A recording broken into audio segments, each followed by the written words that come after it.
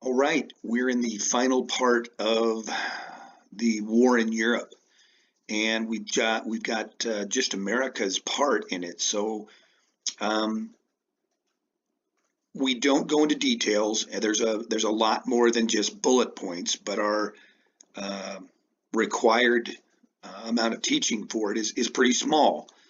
So America gets into the war in December of 41.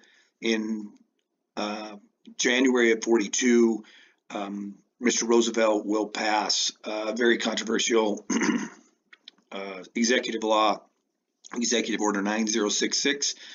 Um, we'll start making, which will be about the Japanese.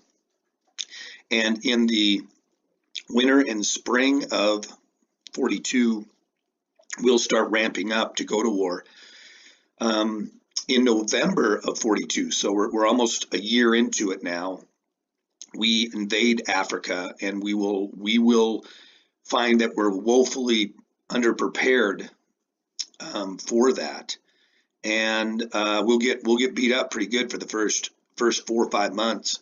Eventually, we will rid all of Africa when Rommel, Hitler's top general, becomes sick, and they recall him back to Germany, and Germany will concede and give up Africa to condense his forces. In January of 1943, we start our first bombing of Germany. We are using the base in England for our bombers, and this will have a psychological effect on Germany. By July of 1943, the Allies will land in the bottom part of Italy, in the Boot, in Sicily, and we will work our way northern to the north. And by September, Italy will surrender underneath fierce conditions and fighting.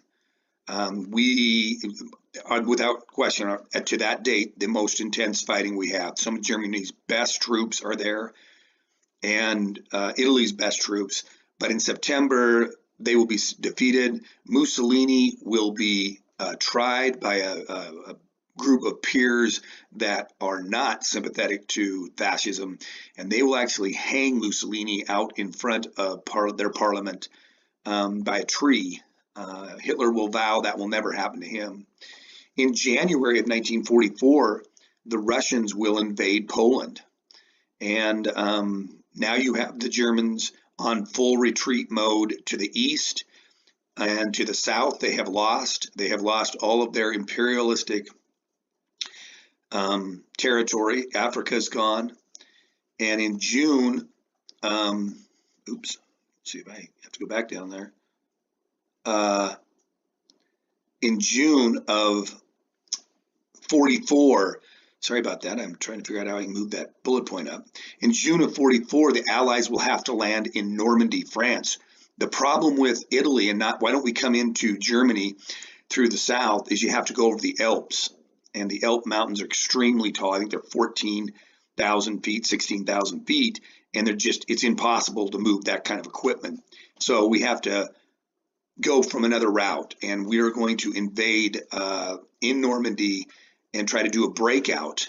Now the Germans know we got to land somewhere on that western coastline. They just don't know the exact spot.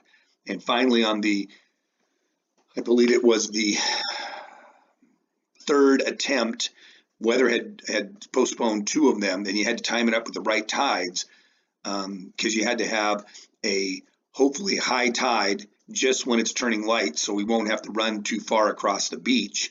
We will land in 3 spots, and we will take heavy casualties because the Germans have fortified that area.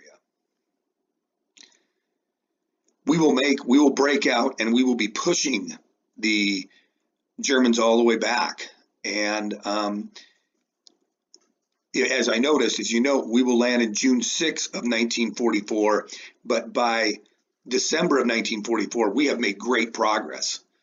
And late in December, Germany will have their last offensive. We miscalculated. We did not know the Germans had another division of Panzer tanks, and they will use like an arrow or a spearhead, and they will try to break out and run back all the way across to France. And if that would have been accomplished, they would have split our forces and would have caused a huge, huge blow to us.